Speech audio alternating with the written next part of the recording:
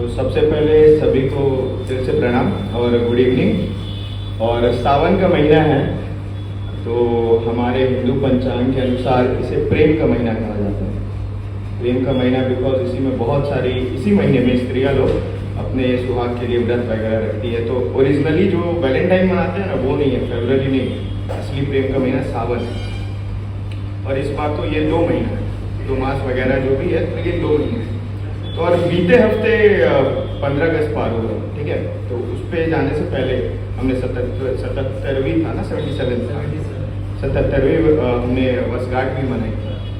तो उस पर जाने से पहले सावन के महीने में भोलेनाथ से अगर शुरू नहीं करूँगा तो फिर खराबी है कि अपनी बंदी के लिए कोई लिखता है कि ना तुम्हारी बात की जरूरत है ना मुलाकात की जरूरत है।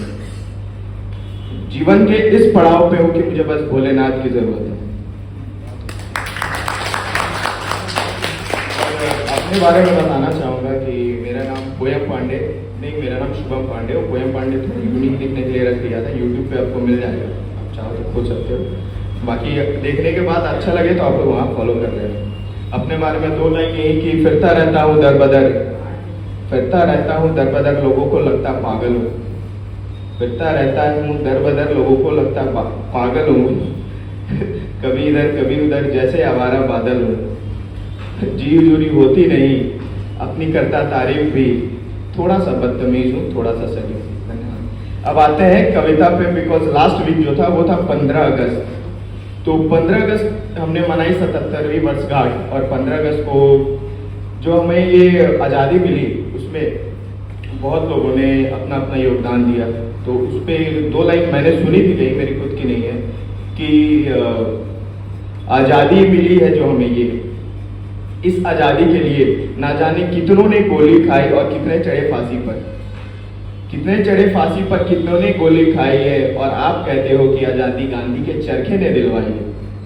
तो इस लाइन से नाथूराम गोडसे के बारे में आप सारे लोग जानते होंगे। तो नाथूराम गोडसे ने महात्मा गांधी को दिल्ली जाकर मारा था।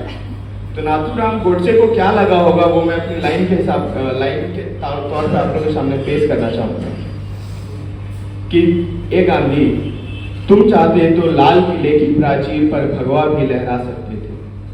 तुम चाहते तो लाहौर में जाकर झंडा भी फहरा सकते थे।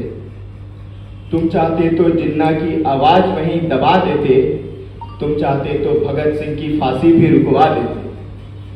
कि तुम चाहते तो इन 2 धर्मों में इतने ना दुखड़े होते। तुम चाहते तो मेरी भारत माँ के इतने ना टुकड़े होते।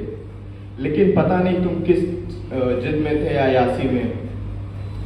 लेकिन अपनी जिद के कारण तुम हमलों से अनजान बैठे थे। अपने ही मन में तुम खुद को समझ भगवान बैठे थे। इसीलिए ये सारी चीजों को देखकर मेरी अंदर की रगों में बहती हुई लहू ने मुझे ललकारा था और मैंने दिल्ली जाकर वहीं पर सबके सामने तुझको मारा था।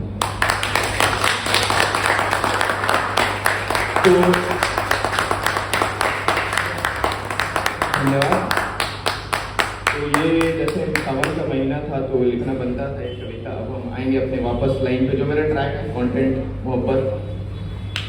तो स्टार्ट करते हैं कि जैसे अभी कोई भाई बोल रहे थे कि बहुत लड़की मुझसे प्यार करती है।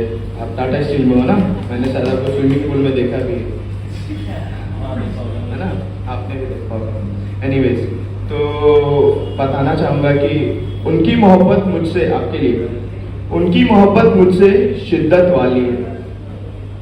उनकी मोहब्बत मुझसे शिद्दत वाली है, ये गलतफहमी सिर्फ मैंने ही पाली है।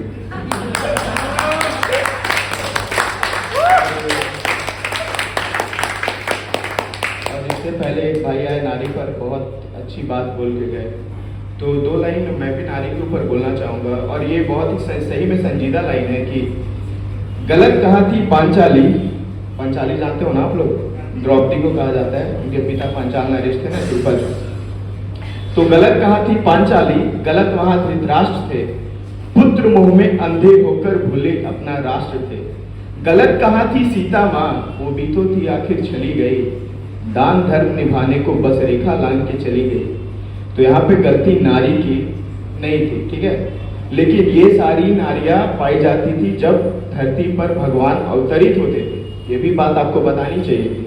आज की कलयुगी नारी के विषय में भी मैं कुछ बताना चाहूँगा अपनी हर शायरी में, आप लोग अगर कनेक्ट कर पाओ तो। जैसे अगर किसी बंदे का ब्रेकअप होता है तो उसके लिए एक स्टोरी छोटी सी कि वो उसने कहा मुझसे कि अब तुम्हारी हैसियत क्या रह गई है, अब तुम्हारी हैसियत कहाँ रह गई है, तुम तो कहते थे मुझे रानी बना के रखोगे, लेकिन अब मैं क्या करूँ, घर वाले रुकने को तैयार नहीं है और अब मुझे नहीं लगता कि तुम मेरी ज़रूरतों को पूरा कर पाओगे। तो लड़का क्या कहता है, 2 लाइन कि मेरी यादों को दफन कर देना, मेरी यादों को दफन कर देना, दफन कर देना मेरी यादों को, और अपनी जुल्फों से मेरी छुअन को रिहा कर देना। थोड़ा पीछे से आते तो ठीक रहता। एनीवेज, दफन कर देना मेरी यादों को, अपनी जुल्फों से मेरी छुअन को रिहा कर देना। कल आएंगे कुछ अमीर लोग आपके घर, पूछेंगे तो हाँ कह देना।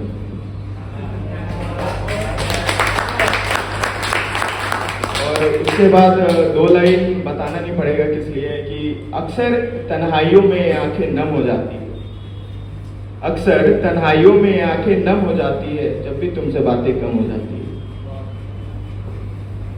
कि इसके बाद आखिरी 2 मैं ये बताना चाहूँगा। अब ये कलयुगी नारी है, समझ पा रहे हैं ना आप लोग, कलयुगी नारी के लिए।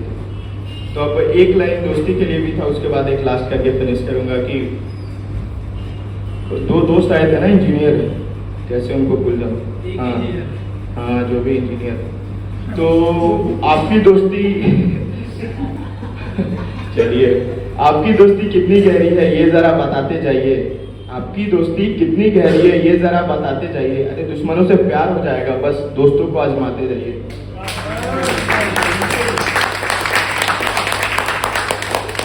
और सबसे आखिर में एक शेर रखना चाहूंगा कि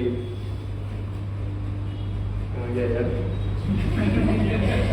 ऐसे हालात हो गए ना कि इतना अच्छा मौसम है बाहर कि छत पे घूमने वाला मौसम और हालात है छत से कूदने वाला, समझ में नहीं आ रहा क्या करें। एनीवेज, तो एक आखिरी शायरी का क्या मैं मोहब्बत के ऊपर खत्म करना चाहूँगा कि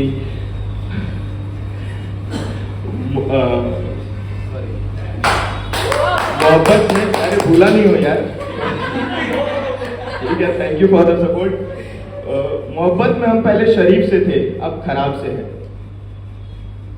मोहब्बत में हम पहले शरीफ से थे अब खराब से है, जो इश्क पहले आप से था अब शराब से है। धन्यवाद।